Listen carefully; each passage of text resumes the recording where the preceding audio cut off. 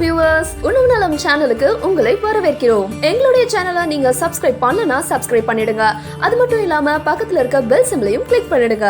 Purple cabbage with green cabbage, which is healthier? வணக்கம் viewers. முட்டைகோஸ்ல இருக்கிற முக்கியமான ரெண்டு வெரைட்டில ஒன்னு பர்பிள் கலர்ல இருக்கிற முட்டைகோஸ், இன்னொன்னு நம்ம ரெகுலரா சாப்பிடுற கிரீன் கலர்ல இருக்கிற முட்டைகோஸ். இந்த ரெண்டு முட்டைகோஸ்லயுமே ஃபேட் கிடையவே கிடையாது. ரெண்டுலயுமே நமக்கு தேவையான முக்கியமான 8 மினரல்ஸும் விட்டமின்ஸும் இருக்கு. இருந்தாலும் ரெண்டுக்கும் சின்ன சின்ன டிஃபரன்சஸ் இருக்கு. அதனால இந்த ரெண்டு முட்டைகோஸ்ல எந்த முட்டைகோஸ் ரொம்ப நல்லது அப்படிங்கறத பத்தி தான் நாம இன்னைக்கு பார்க்க போறோம். வீடியோக்குள்ள போறதுக்கு முன்னாடி எங்க சேனலை சப்ஸ்கிரைப் பண்ணாதவங்க கண்டிப்பா சப்ஸ்கிரைப் பண்ணிடுங்க. உடனுக்குடன் எங்க சேனலோட அப்டேட்ஸ்களை தெரிஞ்சுக்க மறக்காம பக்கத்துல இருக்கிற பெல் ஐகானை கிளிக் பண்ணுங்க. வாங்க நிகழ்ச்சிக்குள்ள போலாம். ரெண்டு முட்டைகோஸ்லயுமே விட்டமின் ஏ இருக்கு. ஆனா பர்பிள் முட்டைகோஸ்ல தான் அதிகமான விட்டமின் ஏ இருக்கு.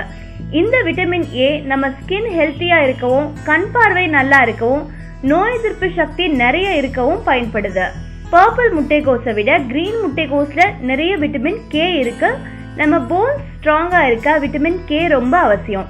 விட்டமின் சி பர்பிள் முட்டைகோஸ்ல அதிகமா இருக்கு. விட்டமின் சி நம்ம பாடியில இருக்கிற ஃப்ரீ ரேடிகல்ஸை நியூட்ரலைஸ் பண்ண உதவுது. கிரீன் முட்டைகோஸை விட 2 மடங்கு அதிக அயர்ன் பர்பிள் முட்டைகோஸ்ல இருக்கு. இந்த நியூட்ரிஷன் பெனிஃபிட்ஸ் வச்சு பார்க்கும் பொழுது பர்பிள் முட்டைகோஸ் கிரீன் முட்டைகோஸை விட சிறந்ததுன்னு தெரியுது. என்ன வியூவர்ஸ், இந்த விஷயங்கள் எல்லாம் உங்களுக்கு சுவாரஸ்யமா இருந்திருக்கும்னு நம்புறோம். இந்த மாதிரி இன்னும் நிறைய தேவையான விஷயங்களை பத்தி தெரிஞ்சுக்க எங்க சேனலை சப்ஸ்கிரைப் பண்ணுங்க. நீங்க அதிகமா அக்கறை உள்ளவங்களோட இந்த வீடியோவை ஷேர் பண்ணுங்க. உங்களோட கருத்துக்களை கீழே உள்ள கமெண்ட் பாக்ஸ்ல ஷேர் பண்ணுங்க. நன்றி.